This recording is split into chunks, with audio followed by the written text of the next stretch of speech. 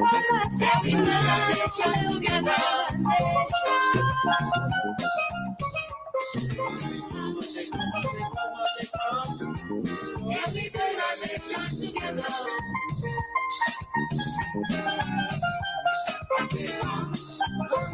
say, come, let we build a nation together. This is our home. We have a duty to enhance it, to make it better, not just for this generation, but for the next generation and the next generation. They will take it up from there. But we have a job to do. I want to encourage those on Facebook and YouTube to share the live so as many people as possible will get the opportunity to view, to be a part of the conversation. I want to say that tomorrow, the 1st of May, is considered to be Labor Day in Grenada, where the unions will gather, they will march, they will carry placards, the union members, there will be speeches, and this year they're going in St. Mark. Think they're starting from the St. Mark Secondary School all the way down to the Alston George Park in Victoria. So we wish them all the best. We wish them all the best. Thankfully, they're enjoying good times under the NDC administration. They don't have to be militant anymore. They don't have to be, demonstrating, protesting anymore. They can work with this government. This government is a partner, a pro-worker government. The NDC administration wants good for workers.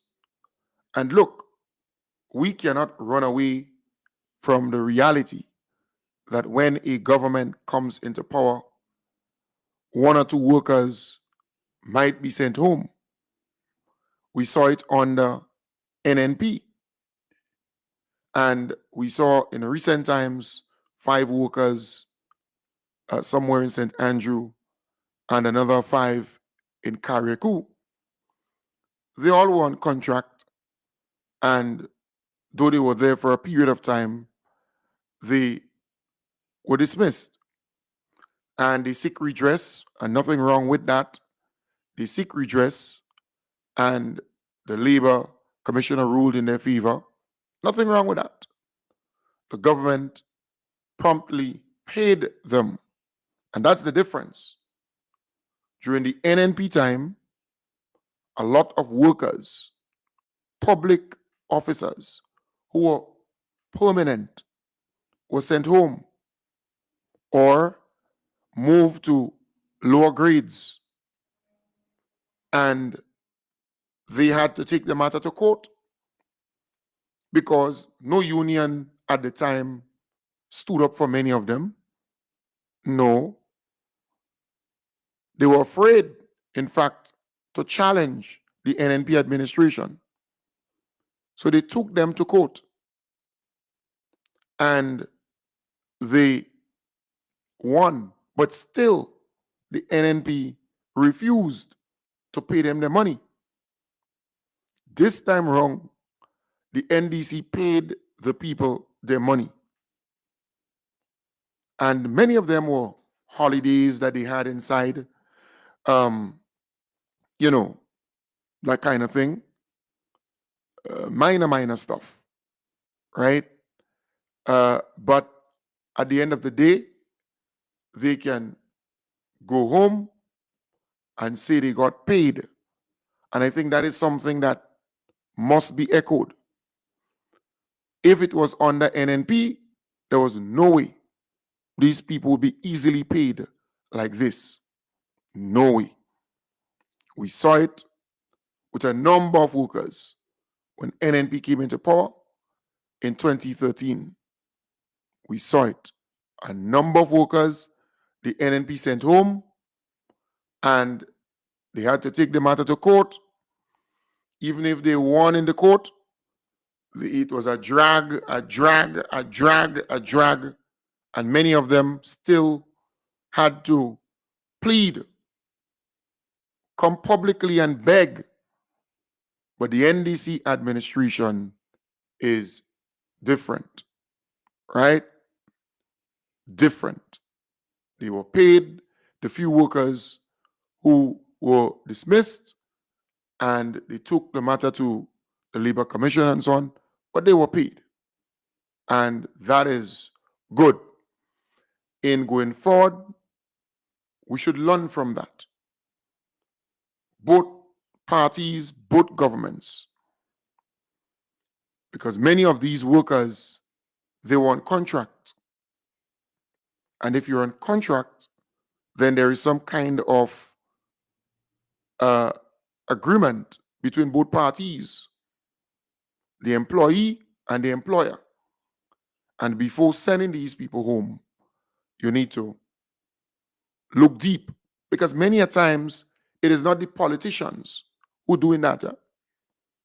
No, somebody hired and they take over and they believe that they're in charge and they could send these people home.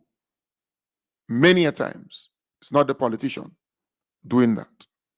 But again, they were compensated. But the workers, generally, they can celebrate this May Day again, because pension was the biggest issue for them. Pension and gratuity. The NDC administration paid $75.1 million in pension and gratuity to 500 plus retirees who were waiting for years for their pension and their gratuity. So they got that. And they continue to get their pension until they die, until they transition to the great beyond. Under the NNP, that was not possible.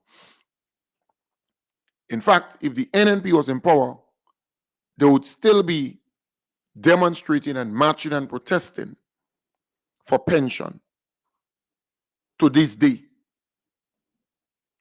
Also, the unestablished workers, those who were going home without anything, don't even mention pension.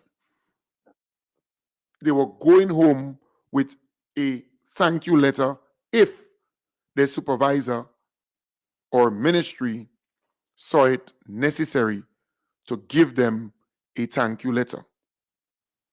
But no pension, no gratuity, nothing to fall back on.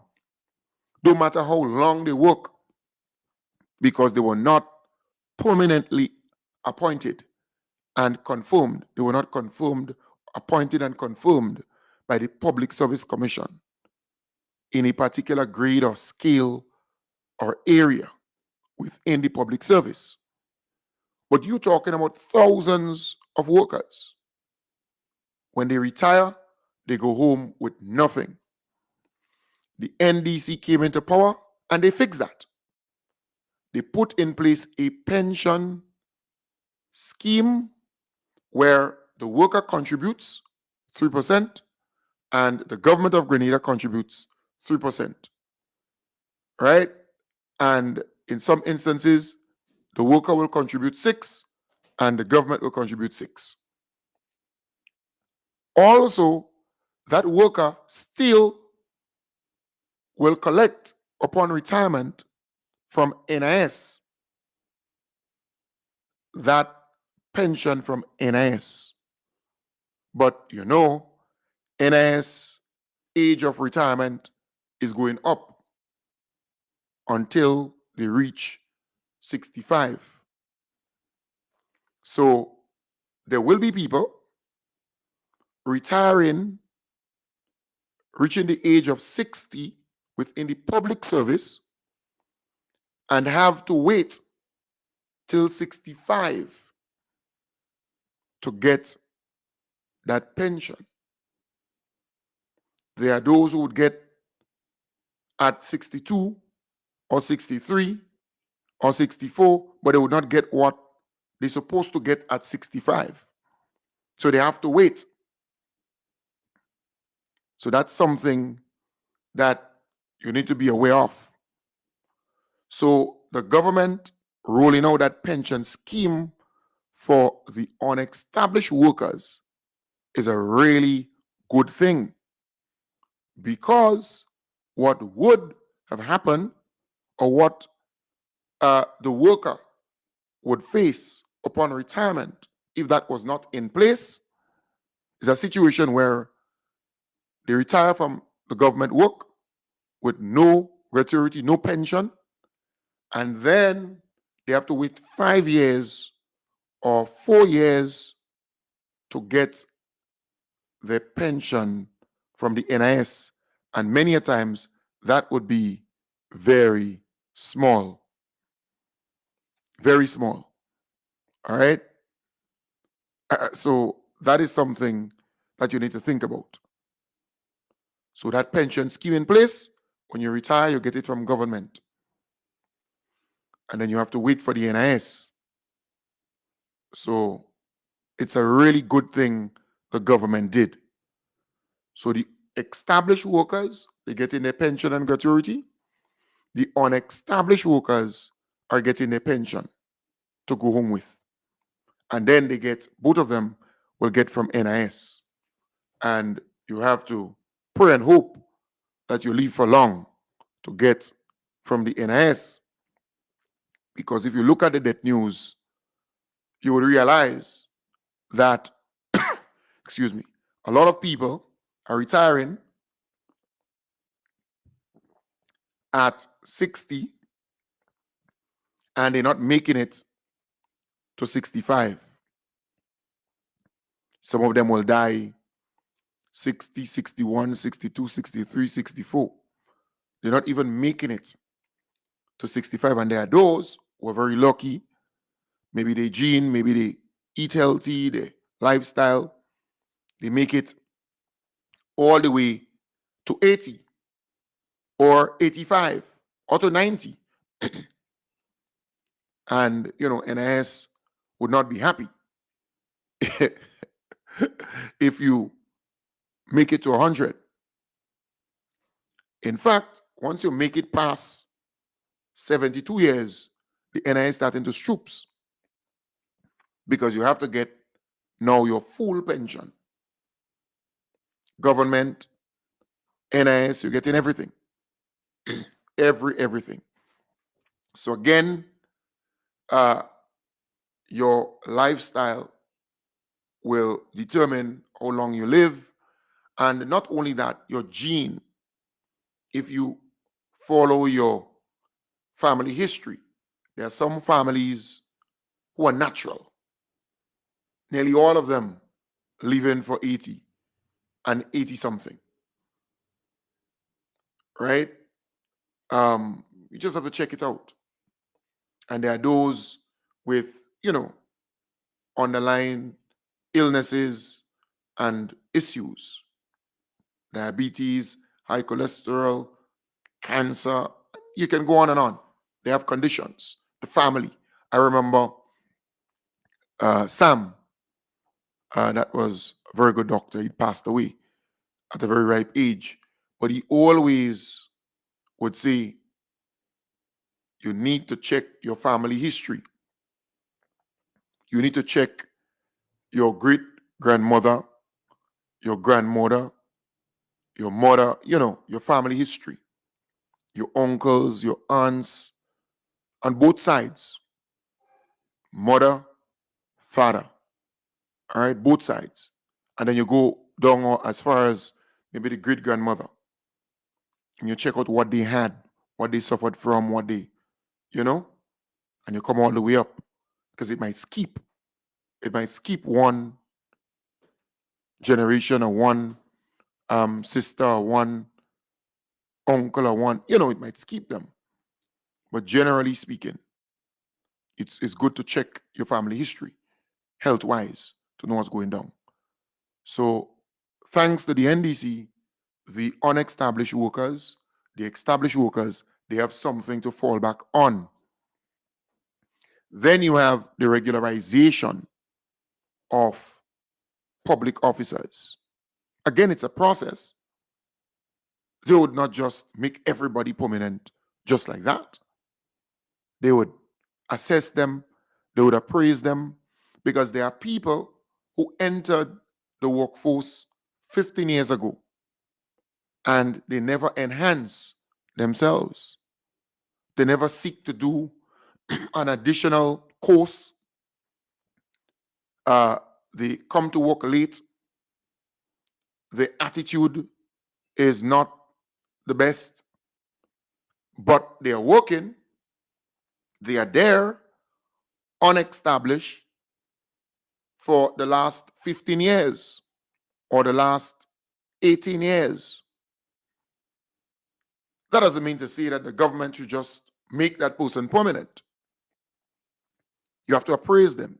You have to go back and check the punctuality, the attitude, the work ethic, the competence, the qualification, because 15 years in a workspace, 18 years in a workspace, you should enhance. You should at least do a couple courses. And these days, you don't have to physically go to do it in some classroom. You can do it online, right? Excuse. So that is important. So they have to appraise, they have to assess, and then make permanent. They've already started the process. 400 and something got permanent positions. They were made permanent. And I think that number increased in recent times. All right? So they just have to update us as to how many more were added to that 404. Because that's important to update the public on that. In fact, it should have been done sometime yesterday or today, even before some of the union leaders go and tell stories, because they're very good at that. But workers are being made permanent, which is very important.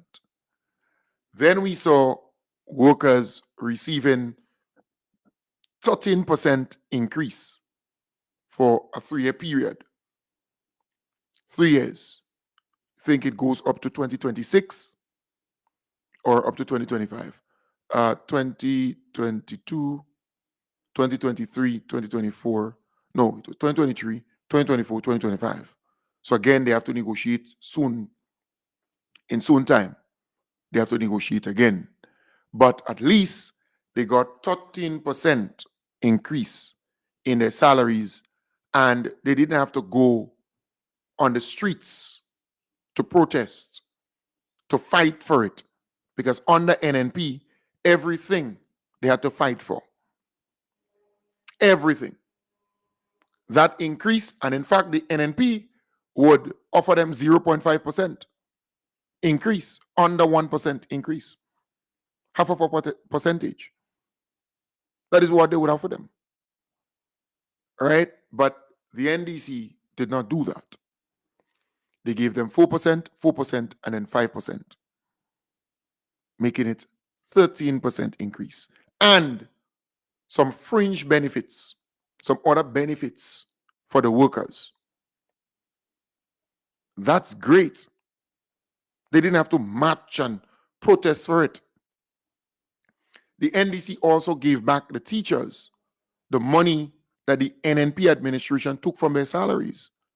And then we saw Intercol returned, primary school sports returned, secondary school sports returned, parish school sports, we can go on and on.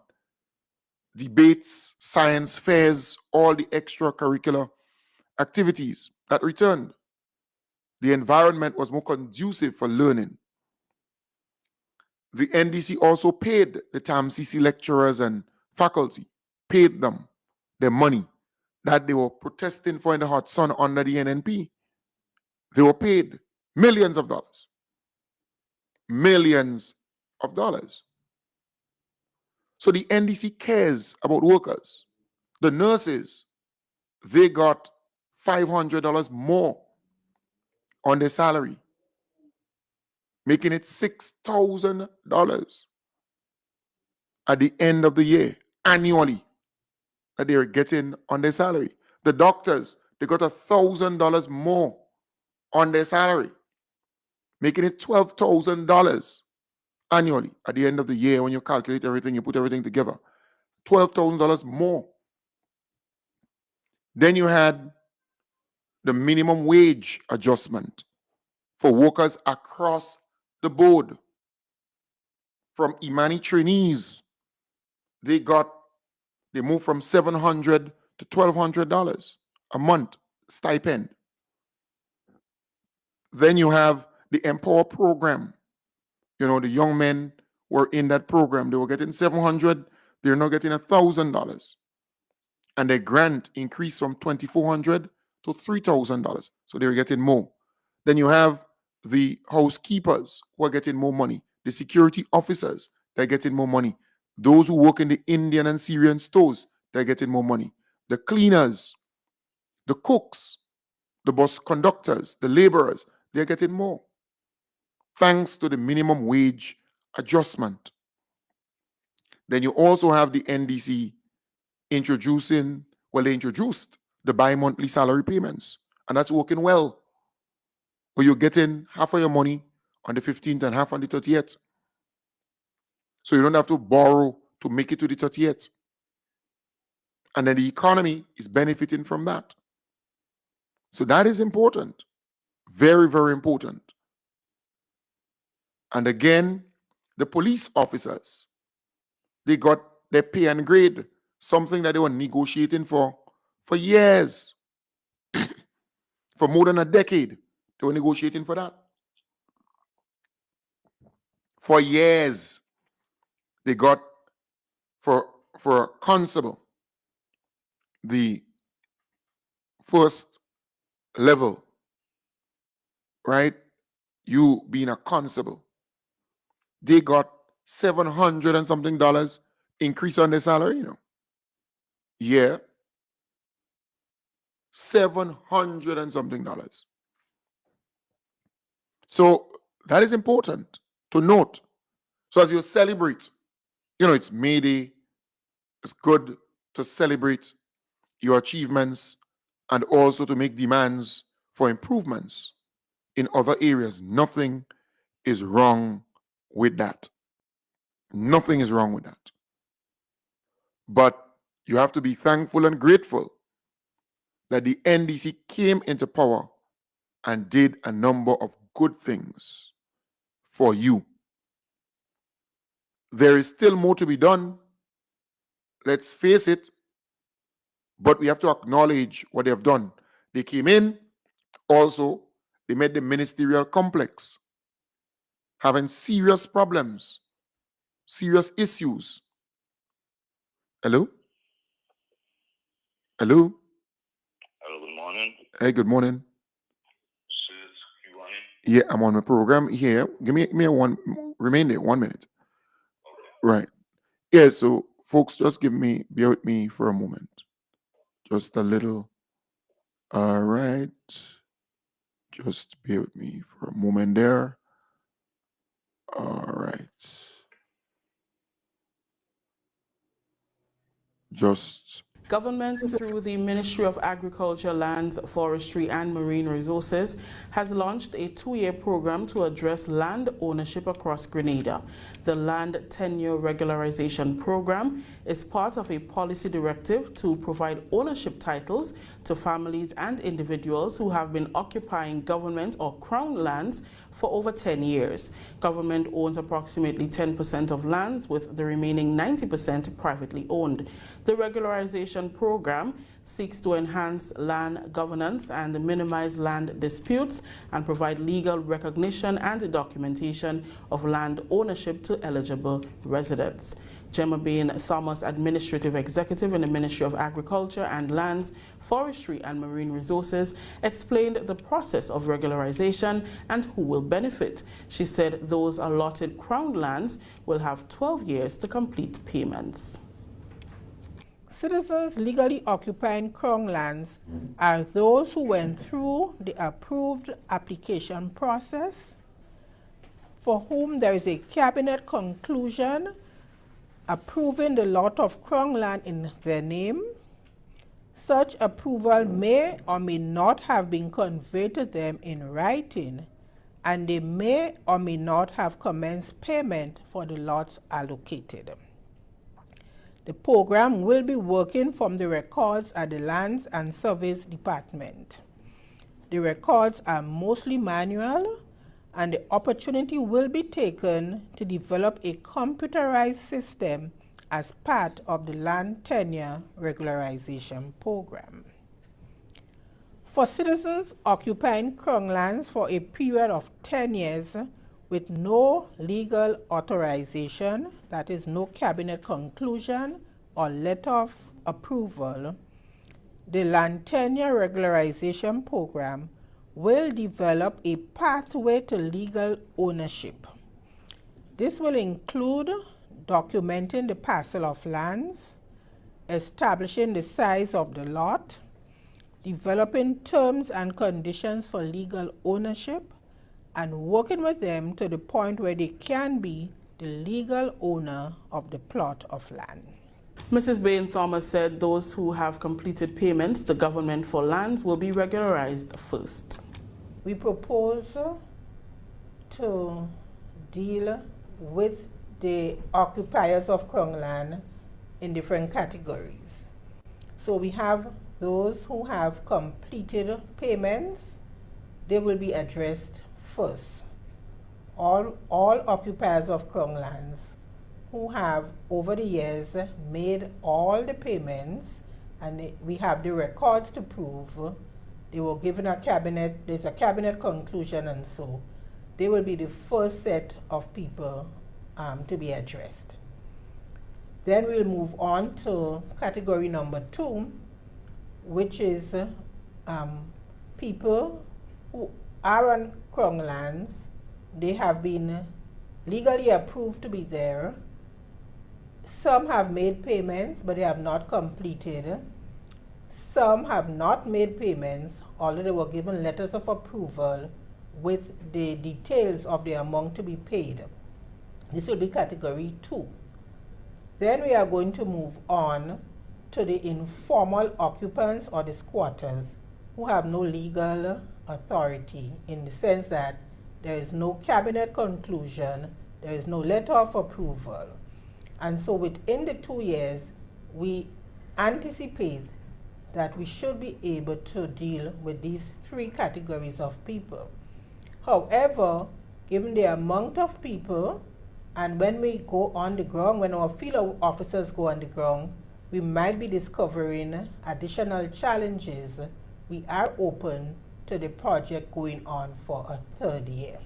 Philip Alexander, Technical Specialist Land Administration within the ministry, says the parcels of lands available to date are connected to programs that were established under previous governments: Land for the Landless, Idle Lands for Idle Hands, and Model Farms program. Currently, there are over 8,700 parcels of lands available. Alexander is hopeful that this regularization process will address the weaknesses in land administration and management. We hope that this program will benefit the people that are most needed in the circumstances, because we have today a significant number of persons, large numbers, who have been occupying and utilizing Crown lands and other lands, and those persons have not been in a position to fully optimize the benefit of lands. And that is what this program is about. Right. So, yes, I just had to play that piece there because I had to take that call. But as I was saying, right, workers can be or should be thankful that the NDC came into power and they did so many things, plenty things for the workers, helping the workers in so many ways. And that is important. And it's always good to be grateful and thankful for that. Yes, there are still more things to be done. And I made a reference to some of those government buildings. The government is trying because the ministerial complex, for example, it came in, all the AC units were down. People were fanning when you go in those ministries and they had to rotate. I think they had shifts, right? So you had shifts. What's that, Zilly? What's that? What? Zilly just closed it for me when I finish the program. Yes. So you have a situation where they had to do over all the AC system, spend millions of dollars for that. Then you have a situation where the rug, because during the NNP time they had rug, this kind of old time thing, storing all the dust and all them things, making people sick. They had to remove that and do tiling and so much renovation, repaint the building because nothing was being maintained under the NNP, you know. The building just run down. You just left it to run down. And there's still more work to be done in that building. A lot more work to be done in the ministerial complex and other government buildings, right? They did some work on the Ministry of Education too. So there's a lot of work still to be done. You see now, the Ministry of Finance, they have to move from that old building because of mold and leakage and all kind of stuff, making workers sick. And there are other government buildings where workers are working and functioning, and it's not healthy for them. It's not healthy, and they're on the workplace or in the workplace. So a lot of work has to be done there, but it will take some time because there's a need for a lot of money to do that. All right. So it's not easy on the government because the NNP was not maintaining anything. They were not maintaining anything. And then you have workers who are indirectly benefiting from other programs. So, like the free tuition program, as an example, you have public officers with children who are attending TAMCC and NULO, or who attended TAMCC and NULO and benefited from that $810 that the government is paying for every child, every student who goes to TAMCC or NULO. So the public officer is benefiting, which is a good thing. And there are some other social safety net programs that they are also benefiting from because the NDC's motto is a child is a child. The school feeding program with a free hot meal, they're benefiting from that too. The back to school program, the back to school voucher program, the free textbook program, a number of other social safety net programs, the housing repair program, and other things like that. Public officers are benefiting from that too. So a lot is being done for public officers. There are scholarships being given out, right? And a lot of public officers, their children are beneficiaries of that, which is good. This is great. And even them, public officers, they're getting the opportunity to enhance themselves, which is a wonderful thing. So this government cares about workers. This government has demonstrated that in a real way. So yes, you have Labor Day. Yes, it's a militant thing. Many a times you march, you demonstrate, you placards like crazy. But be mindful of the good things that you got and be thankful, be grateful for it. Some people tend to forget the good things because 3 years, that's a long time. And when the NDC came into power, they started rolling out all these good things. They did not wait until election time to do it. The NNP, that was their habit. They would be waiting until election time to do it, to roll out certain things, to catch the worker, to get them to vote for them. But the NDC did not wait until election. And that's the difference, huh? The genuine nature of the NDC. They didn't wait. Immediately they came into power and they started rolling out these things, helping the workers. And we have to commend them. We have to applaud them for that. Being proactive, right? Understanding the needs of the workers and not waiting, not making it an election thing. Because, in this place, it's easy to turn something into, an election gimmick or something election. That's easy to do, right? So, again, we have to commend the NDC administration for that. They have held true to helping workers throughout. All right, that's a good thing if you ask me. It's a really good thing. I wanted to promote something here. I was looking for it. All right, just wanted to promote something here for the Riverside community. I was just looking for it, but I'm not seeing it.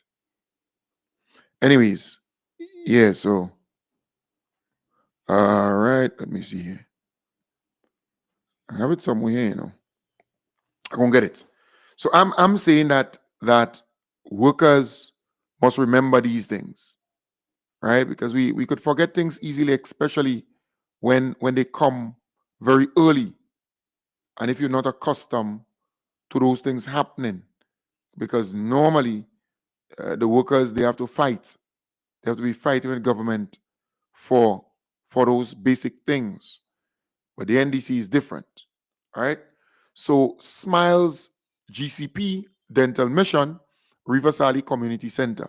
Clinic days, Monday to Thursday, May the 5th to May the 8th. All right. So May the 5th to May the 8th. Time 8 a.m. to 5 p.m. So don't forget that. Services, fillings, extractions, cleanings. They have blood pressure and blood sugar checks. And they also have massage too. Therapists will be involved in this mission. Open to all residents of Riverside and surrounding areas. First come, first serve. All right. So thank you, Dr. Hamlet and the team. So they have this mission, Smiles GCP Dental Mission, and that would be at Riverside, the Riverside Community Center, from the 5th to the 8th of May. So mark that date down, organize, and that's for people within the community of Riverside and surrounding areas. So you can go there and get free dental checkups, a massage, blood pressure and sugar checks. All right. So that is very, very good. Kudos to them. I wanted to let you know that, and next week I would promote it some more, so more people would get to know about it. I think they're doing a fantastic job, Dr. Hamlet and her team. The dentists, that department within the Ministry of Health, they're doing a fantastic job there. So again, tomorrow, it's May Day. It's a good time to celebrate. It's a good time to have a wonderful time as a worker. All right? But be mindful of the many things that the NDC administration gave to you, and you're in a better place as a worker. They are not done yet. There is still a lot of things to be done, to do for workers in Grenada, Carriacou, and PT Martinique. Still a lot to be done. But step by step, they would get there. And I want to big up the government of Grenada. I want to big them up. Lastly, I want to say it seems as though Emlyn Pair is confused with the election in Trinidad and the make of the electorate. All right. She believes that she would, well, firstly, she believes she's an Indian, and she believes that Grenada is divided by race, where you have a whole pile of Indians and then you have Afro Trinis, right? Or blacks. And as a result, for some strange reason, all the Indians will vote for Emlyn Pay, and she would get some Afro Grenadians to vote for her, and she would get into power and become something here. That is what, in my belief, I'm getting from her camp, because she's so happy with the election results in Trinidad. It's like she's a Trini. It's like she's from Trinidad. Because why? Kamala Prasad Bisesa is a woman, and Emlyn Pay is a woman, right? And she believes because of that, she's going to get into power. This woman is politically foolish. Grenada is totally different than Trinidad. Trinidad is about race. And Emlyn Pay, you're not an Indian. You might straighten your hair, but you're not an Indian. And Grenada is not predominantly Indian. All right? Yes, you have some blacks who voted for the UNC and some of those little parties that join up. But generally speaking, Indians dominate that party. And that's how it has always been in Trinidad. The UNC is always viewed as a Indian party, and the PNM, Black People Party. That's what it is. All right. But a lot of black people realized that they were not fairly treated, and they decided to kick PNM out. Some of them did not even go out and vote. But in Grenada, it's a different ball game. Grenadians are pleased with the performance of the government. The government is not perfect, but they're pleased with the performance of the government. And Grenadians love our Prime Minister, the most honorable Deacon Mitchell. Is doing a fantastic job. So Emlyn, you need to kind of get it together. All right? You're not an Indian. You're not a Trini. And you sure not going to make it in this politics in Grenada. I mean, you're there, and it's like you're not there. All right? So don't confuse yourself with that. Because I find she getting confused. She and some of her supporters. Grenada is not Trinidad. And we don't have a predominantly Indian population. We don't have a population that's controlled by Indians, or the majority is Indians. No. No. So don't confuse yourself. All right? Nice. So, folks, I want to wish you all the best. Remember, tomorrow is a holiday, so there's no program tonight. All right? Friday. There will be a program on Friday. Friday morning. Good? So I want to wish you all the best, and I will try my best also to make it up to St. Mark, and be there with the workers and observe certain things. That's what I do. Every year I try my best to do just that. So take good care, folks. Be good. Enjoy tomorrow. Tomorrow being